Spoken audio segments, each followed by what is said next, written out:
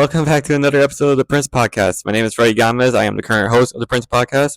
I just want to say thank you guys so much for watching this. And if you guys enjoy today's podcast, please leave a like, comment, and subscribe below, as it would really appreciate it a lot. And let's jump in. And before I jump right in, I wanted to share a verse from 3 John chapter 1, verse 11, which states, "Dear friend, do not imitate what is evil, but what is good.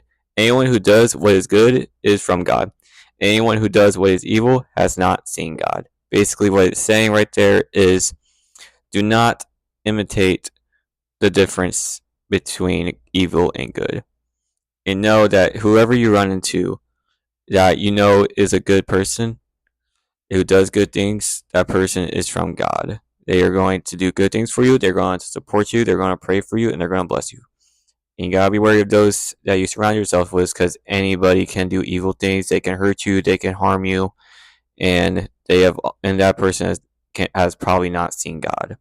So I just want to start off with that. And with that being said, I just want to pray real quick for everyone, and we'll jump into today's podcast. So, dear Heavenly Father, I just want to thank you so much for this opportunity, Lord. I just want to thank you for this person that watches this podcast, Lord. I pray that this goes well, and that you bless the other person that's watching across the screen right now, and that you're able to guide them through whoever he or she is going through. You're able to bless this other person that's watching this video, and that you continue to do good things for all of us here, no matter what. I pray all this in Jesus' name. I pray to you. Amen.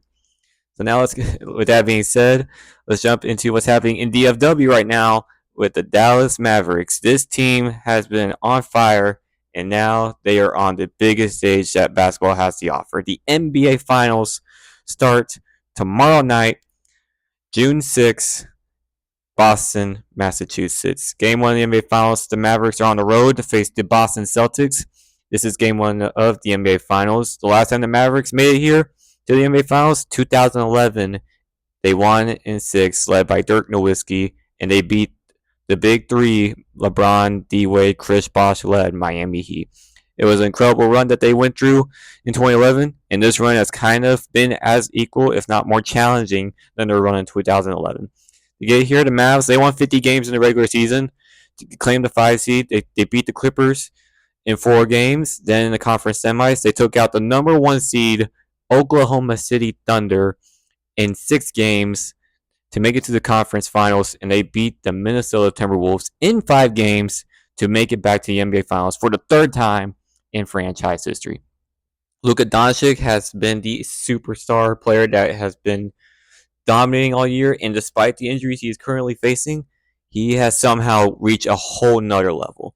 Kyrie Irving has been a great number 2. He has stepped up big time in the clutch. PJ Washington has stepped up as the number 3 option. Daniel Gafford as well. Those two have been the big difference makers. Ever since the Mavs acquired them, they have been so good for them. They have fit well into the Mavs schemes and their play style, and this Mavs team has developed nicely. You got Derek Lively, who has been incredible these playoffs. He went 100% from the field in the conference finals. That has not been done in a very long time.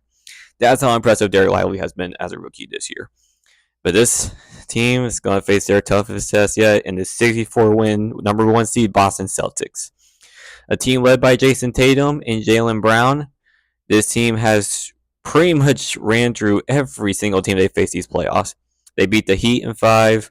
They beat the Cleveland Cavaliers in 5 games. And then they swept the Indiana Pacers, and they have made it here while only losing 2 games and getting plenty of rest. And they're about to get even more healthier, too. And this team has been great. Obviously, we know Tatum and Brown have been the top guys. Their supporting cast have been just as great.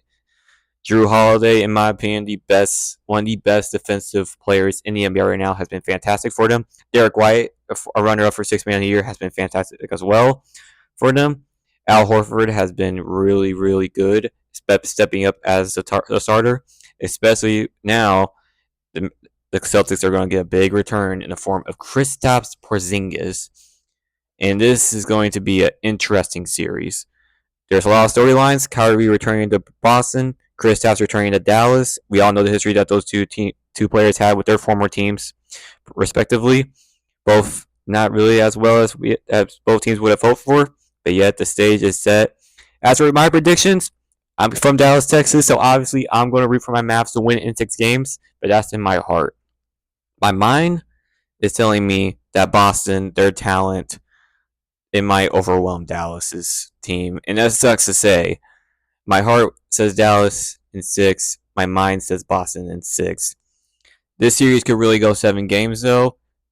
It could go either way, but my final prediction, please don't come after me, Mavs fans. I got Boston winning in 6 games and bringing home another championship to Boston. So, will it be a great series? I believe it will be, no matter what. And I'm hoping that this series can go 7. I'm hoping the Mavs do win a championship, and that this town of Dallas can be a title town again, especially since the Texas Rangers just won the World Series back in October, their first one in franchise history. So, but overall, I think Boston wins in 6 games. So we'll see how that goes starting tomorrow night from Boston at TD Garden. Speaking of the Texas Rangers, they have been the struggle bus this year. They have been very, very underperforming as of late. They're still in the hunt. They're still second in the AL West, but they're under 500. And this team, I think they've just gone through a World Series hangover. Um, a lot of players haven't really performing as well. Adolis Garcia hasn't really played as well as we would have hoped. Evan Carter, who's on IL right now, he was going to be out for a month now. But even then, before that, he was hitting under the Mendoza line, batting under 200 and struggling big time. Wyatt Langford, our top hitting prospect, has only 1 home run, and it didn't even get out of the park. It was inside a Parker. He has struggled big time, and they've been hit with injuries as well, especially on the pitching front. Jacob deGrom is still out. Max Scherzer is still out. You have bullpen arms that are also still out. Tyler Mahle is still out. He hasn't even pitched a game yet for the Rangers. And this is just the ones that I can name right now. There's way more injuries that has hurt this team. Josh Young, our starting third baseman, he's still out. Who knows when he could be back? He could be back in July, hopefully. But as of right now, he's still inactive and on the IL right now. Obviously, Evan Carter is also on there right now. This Rangers team has severely underperformed this year. But at the same time, it is barely June. And this team still has a shot to get hot and get back on top of the AL West, which is currently being led by the Seattle Mariners at 35 wins as of the time of this recording. And this has been a rough stretch for Rangers fans, especially for me as a Rangers fan. This team has underperformed. Do I think they could get better throughout the year? Yes, I still think they still have a shot to make it as a wild card team or win the division possibly. But they got a lot of turnaround. They got a lot of players that need to step up big time. But even then, they still have good hitters. Marcus Semien has been Marcus Semien. He's been playing well as a second baseman. Corey Seager has been dominating baseballs over these past couple of weeks. He went 8 straight games where he hit a home run. He is, in my opinion, the top shortstop in the American League right now. He proved it last October that he was the top shortstop, World Series MVP. He's been on a tear. Semien's been Semien. Josh H. Smith, who's currently a starting third baseman, he has surprisingly been one of the better Rangers hitters right now. Nathaniel Lowe, he's still trying to get back into it after coming off IR and currently is trying to find his groove. Same with Jonah Heim. And this Rangers team, it has what it takes, but they got a long way to go. But they're still in the hunt, and they still got time to turn things around. As for baseball in general this year, it's been a pretty interesting year. Some teams have not performed well, i.e., for example, the Rangers, of course, but you also have Houston, who has struggled big time. Toronto has underperformed for the Blue Jays. You have some collapses in the Miami Marlins. I don't know what happened to them. Apparently, getting rid of Kim Young caused them to just give up for some reason. And she was doing a great job as the Marlins GMs, but Marlins were like, nah, we can't have that success. We got to blow this up. We got to have us lose. Diamondbacks have struggled this year considering they just made it to the World Series last year. They have struggled mightily. They almost have the same record as the Rangers, if not a worse record. And then there's some other teams that are still doing great. The Dodgers are, in my opinion, the New York Yankees, the evil empire. Shohei Ohtani, Mookie Betts, Freddie Freeman. The talent that they have, it goes on and on and on and on. But there is a crack, though. of this Dodgers team, and that has been the injuries bug, especially to their pitchers. They're still struggling with injuries, but some of them are getting healthy.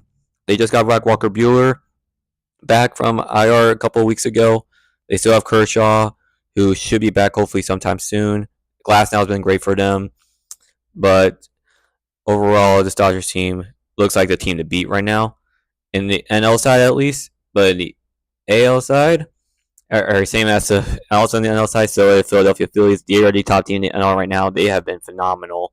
They are just every team they're facing. It's like they're just going out there like Bell Go Dong, just homers galore. Bryce Harper, Kyle Schwarber, who's kind of struggled this year, but he's still Kyle Schwarber. He can hit a bomb. Alec Bohm has been fantastic this year, and that's just some of their hitters. Their pitching has been fantastic. Ranger Suarez has played like a Cy Young. Zach Wheeler is still Zach Wheeler. He's been fantastic. Aaron Nola has been great. Those three guys right there for the Philadelphia Phillies have been fantastic starters. And they've had some pretty solid bullpen pieces as well that have been able to hold down their part. Jose Alvarado, for one, as an example. And right now, they're also a team that could be the team to beat in the NL side and make it back to the World Series. As for the AL side, the Yankees, they're the top team right now. They have been phenomenal. Their hitting has been great. We know about Aaron Judge and his gigantic homers that he's hitting. He's already up to 20 on the year. Juan Soto, who everyone thought was going to be like, oh, he won't put him over the top. He's put them over the top. He has been Juan Soto. He has been arguably one of the top 5 best hitters in baseball this year. He has been fantastic. Gleyber Torres, Anthony Volpe he's having a great sophomore year so far. Their pitching has been fantastic. Luis Gil has been a ace this year. Clark Smith, who's unfortunately injured now, but before he got injured, he was doing great. And they're still getting healthy too. They're about to get healthy too with the return of Garrett Cole down the line. So this Yankees team, has what it takes to make it to the World Series. But the question is, can they make it past, let's say, the Astros? Can they make it to the World Series? They haven't made it in like 10 plus years now. Could they make it? We'll see. Do I think they could? Yes. But then again, this is June. We're still early in the year. We're not halfway yet. But we'll see how that goes for them. They still got the contenders too. Baltimore, their youth movement continues to improve, except for the struggle of Jackson Holliday when he got called up. I believe that he was rushed completely. He was not ready for big league hitting. They should have just kept him down there and let him continue to develop in peace. But with how the media is, how everyone's hyping him up, we thought like when he got called up, oh, this dude's gonna just become a superstar straight up out the way. Reality, he struggled big time. He got sent back down. I wouldn't be surprised if he does come back up in, let's say, September call-ups. I think that could be a good time to call him up, especially since he could get the reps that he needs in a limited fashion and not out of the gate unseasoned like he was this first time around. But even then, the Orioles, they still got Ali Rutschman. They still got Jordan Westberg. They still got Ryan Mountcastle, Anthony Santander, just to name a few hitters who have helped this team out offensively, defense, and the pitching side. They still got Corbin Burns, their ace, Grayson Rodriguez. They still have Ynier Cano, Craig Kimbrell out of the bullpen. Solid 1-2 setup there. Dylan Tay, no, he's not on the team anymore. But this Orioles team, their youth movement is still continuing. The question is, was last year's just a honeymoon phase where they're just there for experience? Because that's what it was. This year, we need to see something out of Baltimore come October. And we'll see how they do. The biggest surprise is actually been the AL Central, a division notoriously known for being the worst one out there, as there's really just no competition in that someone has to win by default. There are currently 4 teams over 500 right now that have winning records. The Guardians are leading the way right now. They have been fantastic. Jose Ramirez, in my opinion, the best third baseman in baseball right now. He has been fantastic. He currently leads the MLB in RBIs. Josh Naylor has been a phenomenal first baseman this year. Some of their hitters are starting to turn around. David Fry has been a top-tier catcher so far for them, and I think he could take over that role full-time soon. Andres Jimenez, Stephen Kwan, the list goes on and on sometimes for their hitting. Their pitching, they did lose Shane Bieber to injury, unfortunately, in a contract year for him, which sucks. But their pitching has been fantastic as well. And this is just the Guardians only, though. The Royals have been the bigger surprise. The Kansas City Royals. This is a team that couldn't develop anyone. A lot of their top prospects failed, but yet here they are. They are developing. Bobby Witt Jr. has been fantastic. He has been the superstar that they needed. Vinny Pasquantino has been healthy again, and he's doing great as a first baseman. Seth Lugo, for them, has been their best starter, which is surprising because I did not expect him to be their best starter, but he has done great for them. He's playing like an all-star right now.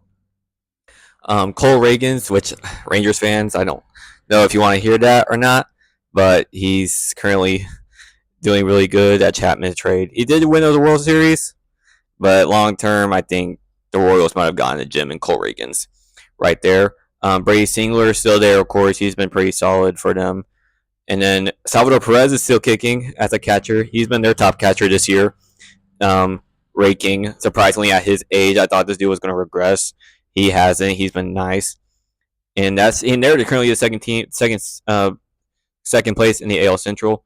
You have the Minnesota Twins, who are just now getting back Royce Lewis. They're still in the hunt. The Detroit Tigers have surprisingly been over 500, and they're still got solid pieces that are starting to show out. And then you got the Chicago White Sox, who are just there. They have sucked. They have lost 12 straight games, and they're just going to continue to lose.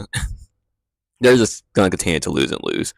As a tournament fan said best on a radio call, talk to me in 2038 if they're even relevant by then.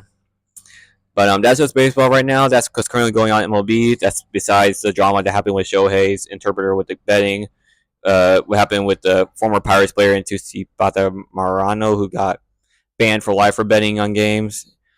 Controversy with the Tommy John injuries that are happening to pitchers everywhere, and how that's affecting them, and how, in my opinion, I think there seems to be a change in pitching philosophy, in pitching mechanics, and more of a John Smoltz type of pitching, low 90s, but that's hard to do when hitters are now trained to just take that 500 feet nowadays. So, do I think there's an end in sight for the pitching element fails? Right now, I don't see it. It has to have a major change, but I don't see that happening right now, considering everyone's throwing 100 miles per hour nowadays, like it's nothing. So, but we'll see on that end. Right now, baseball is in a pretty interesting spot, especially with the MLBPA and the Players Union. Their agreement's about to come to an end again soon. So we'll see how things turn out for them.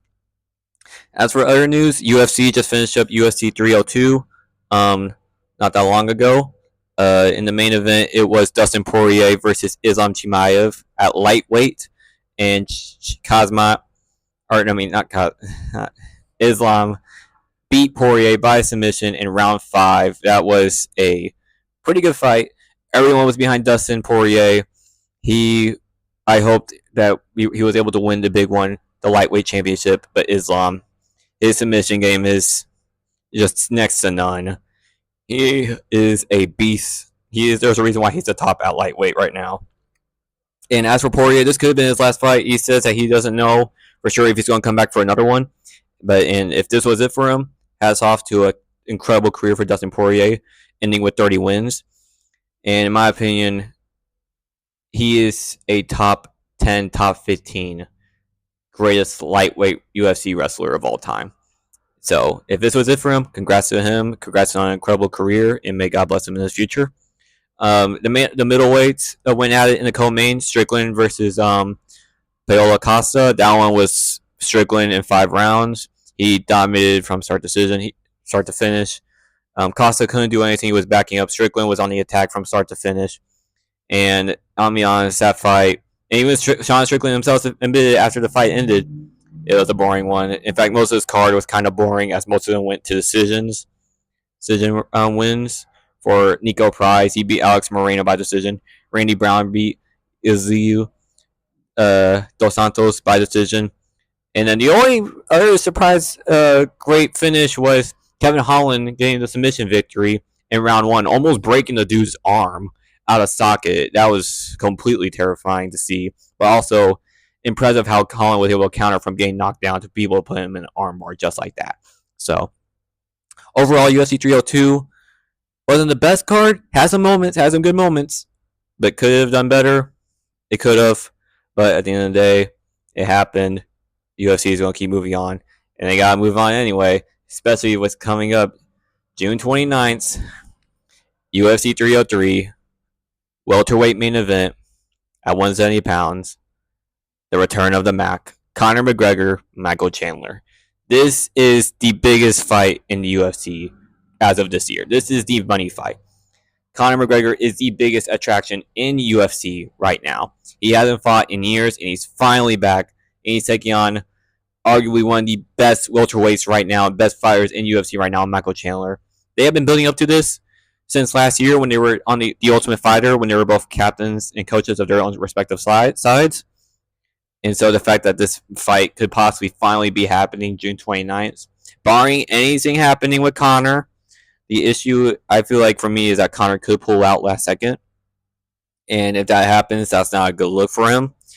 Hopefully he's able to compete, especially with what happened with the UFC 303 press conference in Dublin, Ireland getting canceled. And as of right now, hopefully the fight's still on right now. And if it does happen, it will be a great fight to me, as it'll be exciting. Everyone's going to be glued in, wanting to see what Conor does, how he's able to play, how he's able to fight after so much time away from the Octagon. But as of right now, my predictions for that, I got Michael Chandler winning that fight. I feel like with Chandler, for McGregor, his biggest weakness right now might be his ring rust away from the Octagon and not really competitively being in a fight in years, especially coming from his broken leg that he suffered in his last fight against Poirier. So we'll see. Was it? I don't think it was Poirier that he fought. I apologize if that's not true. But I got Chandler winning by knockout. I got him knocking him out round 4. Round 4 knockout, Michael Chandler. Co-main event on that card right now is Jamala Hill versus Carlos Uber. That one is more just Jamala Hill trying to bounce back after what happened with him getting knocked out against Pereira embarrassingly. Jamala Hill kicked Pereira low blow. Herb Dean, the referee, saw it. Pereira's like, nah, let me cook. Proceeds to hit a nasty left hook and just completely takes out Jamala Hill. That was a low moment for him. This is more of him trying to bounce back right now, and hopefully he's able to. That being said, that's all I have for today's podcast. If you guys like this podcast, please leave a like, comment down below, anything nice and thoughtful that you would like to share. And if you want to subscribe to the channel, please subscribe to the channel. Your boy could use a subscriber. That being said, this was the Prince Podcast. I'll see you guys soon. My name is Freddy Gamez. God bless y'all. Take care. Stay safe wherever y'all may be at. And may God bless you in your future. Take care.